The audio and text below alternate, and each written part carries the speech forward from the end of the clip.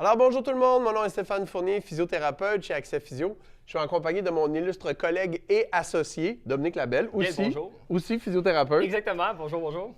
Alors aujourd'hui, on veut se parler d'approche myofaciale au genou, des techniques manuelles qu'on peut introduire dans notre plan de traitement pour essayer de relâcher cette tension-là un peu plus profonde qui affecte la biomécanique rotulienne et du genou en général. Tu sais, Dominique, on a fait notre évaluation en physiothérapie et on a fait tous nos tests. On a évalué la souplesse musculaire, la mobilité articulaire, le contrôle moteur, la mécanique plantaire, la posture. On a évalué le niveau de douleur. On a fait nos tests ligamentaires, méniscaux. Tellement de choses à faire dans notre évaluation en physiothérapie. Exact. Donc, Dominique, quand on a complété notre évaluation, on détermine toute une liste de problèmes, de choses à travailler. Et ces tensions myofaciales-là sont non négligeables.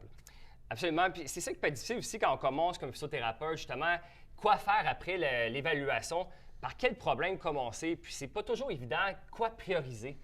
Bien, moi, ce que j'aime dire aux jeunes, en fait, l'expression anglophone le dit tellement bien, « treat what you find », traite ce que tu as trouvé à ton évaluation. Fait que si vous êtes d'accord, on va tout de suite se diriger à notre modèle pour essayer de se donner quelques outils de relâchement myofacial.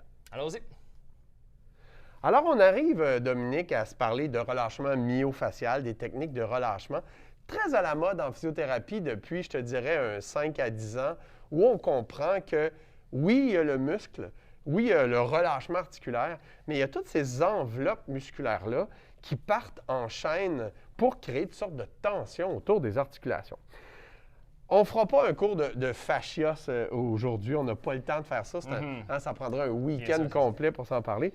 Mais peut-être juste se rappeler qu'au niveau des fascias, il y a une enveloppe au niveau de la jambe qui est plus superficielle, plus cutanée, qui crée des tensions. Et un fascia lata plus profond qui englobe quelques loges musculaires comme ça. À ne pas confondre avec la bandelette iliotibiale et le fascia lata qui est sur le côté. Le fascia de la jambe s'appelle aussi le fascia lata. On a un fascia qui est plus crural, qui s'en va vers le tibia et le pied plus antérieurement.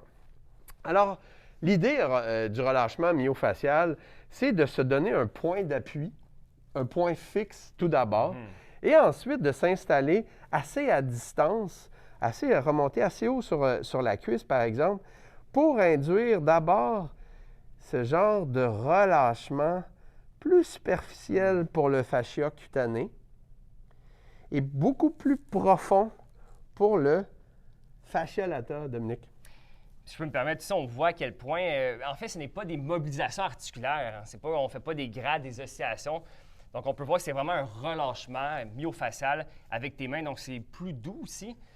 Bien, en fait, c'est que c'est ça. La thérapie manuelle, ce qu'on est habitué de voir en physiothérapie, ça serait des mobs, des oscillations sans relâcher la tension. Alors que tu maintiens davantage le mouvement. Le relâchement myofacial, c'est je m'installe, je relâche, tout en lenteur, et je le sens. Ça me tire dans les doigts sur mon point fixe pour aller relâcher ces tensions-là sur le quadriceps et ces fascias plus antérieurs. Ensuite, je peux m'installer comme ça avec un angle un peu plus oblique externe de la rotule, relâcher ces tensions-là, des expansions, justement, du fascia lata, du ITB band, de la bandelette iliotibiale, et faire ces tensions-là remonter tranquillement pour aller bien relâcher. On sait que la rotule est souvent tiltée, basculée vers l'extérieur. Fait que je vais comme ça m'installer sur mon bord externe de rotule, relâcher toutes les expansions de la bandelette, du rétinaculum externe, qui créent ces fameuses tensions. Toutes les structures qui sont en latéral de la rotule qui pourraient la tirer même, mettre beaucoup de tension. Et créer ce mauvais tracking, ce mauvais alignement rotulien. Si je m'en viens de l'autre côté, pour le fascia un peu plus crural, je viens m'installer comme ça en bas de la rotule pour la stabiliser toujours. Fait que toujours une main stabilisatrice.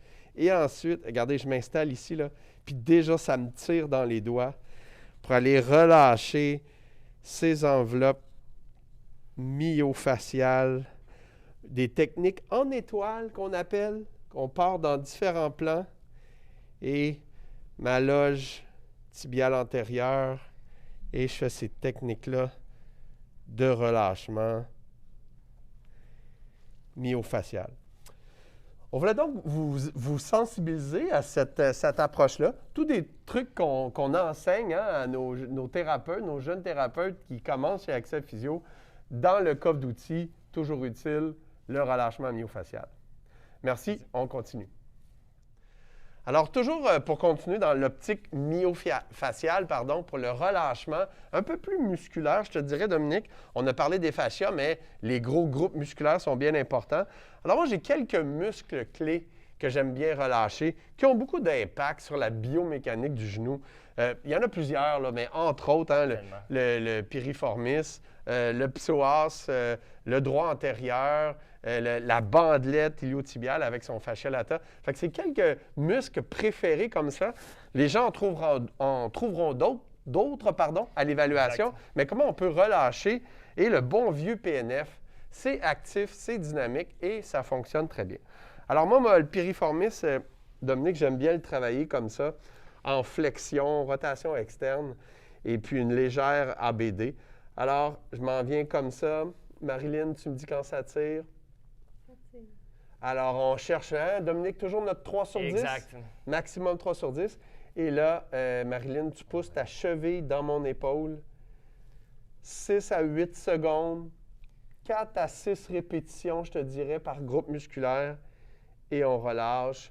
Elle pousse, Dominique, à environ 25-30 de son maximum. Très important parce que ce n'est pas un exercice de renforcement, on veut plutôt relâcher.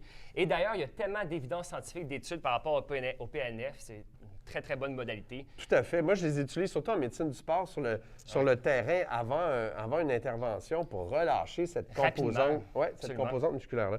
Alors donc, toujours, hein, je m'installe, on pousse un 25-30 encore une fois, 4 à 6 fois, et on relâche un petit peu la tension. Et on se rend compte, Dominique, à quel point on est capable d'aller de plus en plus loin, toujours dans le respect du 3 sur 10. On continue avec peut-être un très, très populaire pour les problèmes de bandelette iliotibiale, ITB band pour les anglophones, qu'on va faire en décubitus latéral. Allons-y. Alors, Dominique, pour notre relâchement de fascia lata et de bandelette iliotibiale, on en voit combien de coureurs qui ont ce syndrome de bandelette ici? Le Aubert modifié. Quelle technique, le fun, efficace pour aller relâcher cette composante-là. Alors, en se rappelant ce que le fascia lata fait, si on veut l'étirer, l'assouplir, le relâcher, on va faire donc une extension, toujours en passant par-dessus le grand trochanter. Une extension, une adduction, et j'induis aussi une rotation externe du fémur. Est-ce que ça tire à l'extérieur, Marilyn? Oui. Tu sens bien ça. Alors, 3 sur 10, maximum. Est-ce que tu dirais qu'on est à 3 sur 10 ou un petit peu trop loin? C'est bon. C'est bon comme ça. Alors, et là, j'induis mon PNF en faisant une poussée vers le plafond, donc une abduction. Une abduction résistée. 6 secondes, 25 et je fais un 4 à 6 répétitions de ce mouvement-là. Très efficace. Et on peut voir aussi sa jambe contralatérale qui est vraiment en flexion au niveau de sa hanche ici pour bien stabiliser et confortable comme ça. Elle ne vient pas chercher trop en lombaire comme ceci, donc on vient vraiment chercher ce qu'on veut travailler. On continue avec le psoas et le droit antérieur. Allons-y. Pour la technique de relâchement du psoas du droit antérieur, Dominique, le bon vieux test de Thomas qui teste la souplesse, mais qui en même temps nous dirige dans la façon de l'assouplir et de l'étirer. Alors, le patient est en décubitus dorsal, une flexion des deux genoux, deux mains sur le genou qu'on veut stabiliser et on laisse tomber la jambe dans le vide complètement. Exactement, et toujours bien au bout parce que des fois, les personnes peuvent avoir tendance à être un petit peu trop haut et ça limite vraiment l'extension de la hanche. On veut mettre la personne en extension de la hanche. Et puis, donc, il faut le mettre bien au bout de table de façon sécuritaire comme ça. Exactement. Dans cette position-là, donc, on remarque un peu le manque de souplesse du psoas ici, une flexion excessive au genou, un manque de souplesse du droit antérieur. Et si on avait un peu trop d'ABD, bien, une rétraction du tractus iliotibial. Alors, on s'installe comme ça sur le côté. Toujours 3 sur 10. Marilyn, tu me dis quand ça tire? Déjà. Et pour relâcher notre psoas, on fait quoi? Exact. Donc, il faut différencier les fléchisseurs des hanches, donc le psoas. Donc, pour le relâcher, on va faire plus une contraction vers la flexion de la hanche. Donc, elle pousse le genou vers le plafond tout doucement. Donc, ça, c'est plus pour le psoas. les Alors, fléchisseurs de la hanche. Et toujours un 25 un 4 à 6 répétitions. 25 de force, un 4 à 6 répétitions. Exact. Toujours dans le 3 sur 10. Et pour mon droit antérieur, bien là, je vais faire une poussée. En extension du genou ici. Donc, tout doucement, il pousse contre la jambe à Stéphane. Et puis, très, très doucement, une petite contraction. C'est important toujours de le dire, une légère pour ne pas se faire mal aussi comme thérapeute. Exact. Fait qu'un 6 secondes, je relâche un petit peu, relâcher la tension. Quelques secondes juste pour être sûr qu'elle est confortable. Et je retourne pour gagner. On voit déjà en une contraction comment est-ce qu'on a réussi à en gagner. Donc, psoas, droit antérieur, toujours bien efficace pour relâcher les tensions patello-fémorales. Merci.